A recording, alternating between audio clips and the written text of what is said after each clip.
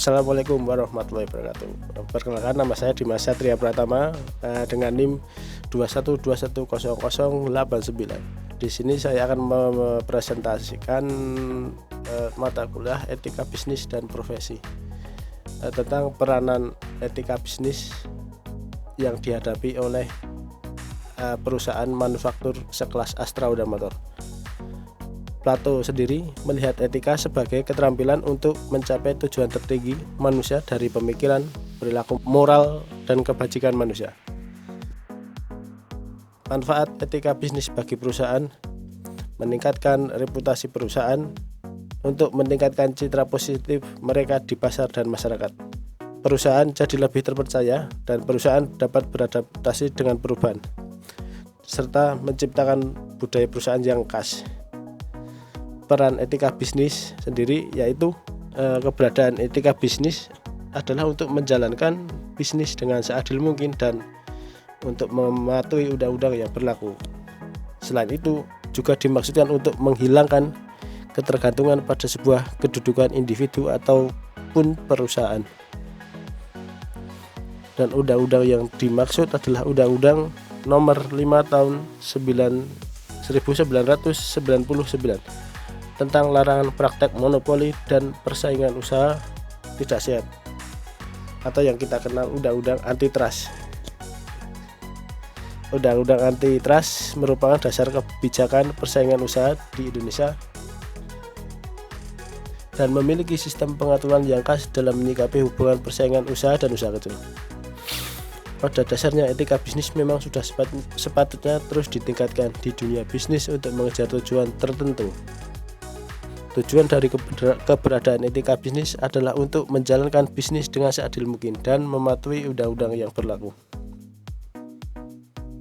Menurut teori regulasi ekonomi, Economic Theory of Regulation, yang diuraikan secara terperinci oleh Stigler dan lainnya, menyatakan bahwa peraturan atau regulasi merupakan hasil dari tindakan kelompok yang berpengaruh serta menghasilkan undang-undang dan kebijakan untuk mendukung bisnis dan melindungi konsumen, pekerja, dan lingkungan. Peraturan pemerintah yang membatasi persaingan yaitu mencakup lisensi, paten, pembatasan terhadap persaingan harga, serta pembatasan terhadap aliran bebas perdagangan internasional. Lisensi seringkali diperlukan untuk masuk dan tetap berada dalam banyak bisnis, seperti mengoperasionalkan stasiun penyiaran radio atau TV atau minuman keras. Profesi seperti medis atau hukum, dan perdagangan seperti mengemudikan taksi atau menjadi seorang ahli diet.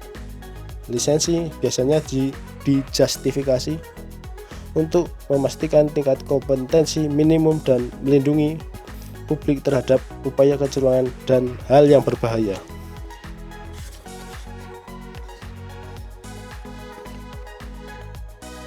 Pemerintah juga turun tangan dalam perekonomian dalam upaya melindungi konsumen dari praktek bisnis yang tidak wajar, melindungi pekerja dari kondisi kerja yang berbahaya, serta memberikan proteksi bagi lingkungan dan dari polusi dan degradasi.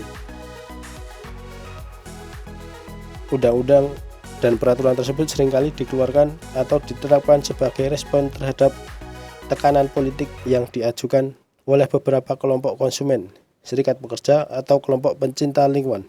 Untuk pelanggaran etika bisnis, belakangan ini kita semua tahu tentang berita viral rangka ESAF yang patah.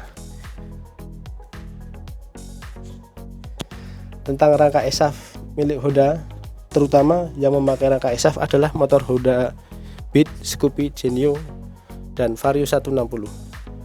Beberapa YouTuber dan blogger juga sudah mengulas tentang masalah ini. Dan singkat saja, di sini saya juga akan mengulas masalah ini dengan versi dan pemikiran sendiri.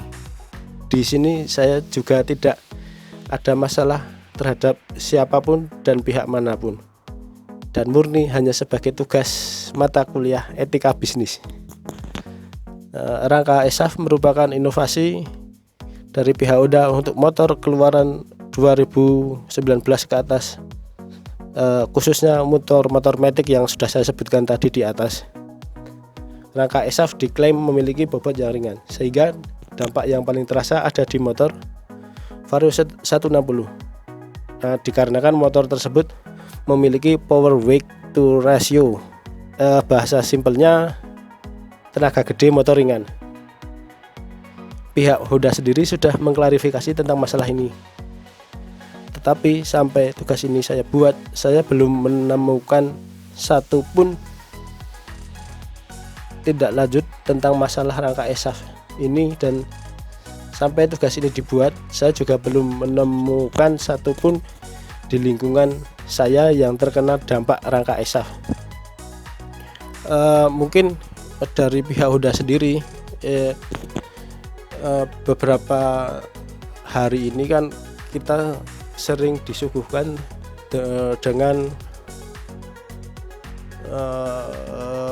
tagline kendaraan elektronik. Mungkin di sini Honda juga akan bermaksud ingin mempromosikan salah satu produk dari motor listrik tersebut. Ini saya tunjukkan gambarnya saja untuk motor listriknya tersebut, dan mungkin ini juga salah satu trik marketing dari manufaktur Honda sendiri untuk bagaimana caranya produk tersebut dapat disejajarkan dengan beberapa merek yang sudah saya sebutkan tadi, contohnya dari Honda Beat, Scoopy, Genio, dan Vario 160. Mungkin juga secara perlahan Honda akan menggeser ke ketiga merek tersebut dengan motor listrik yang baru-baru ini sudah diluncurkan di Astra Honda Motor sendiri. Demikian, terima kasih. Assalamualaikum warahmatullahi wabarakatuh.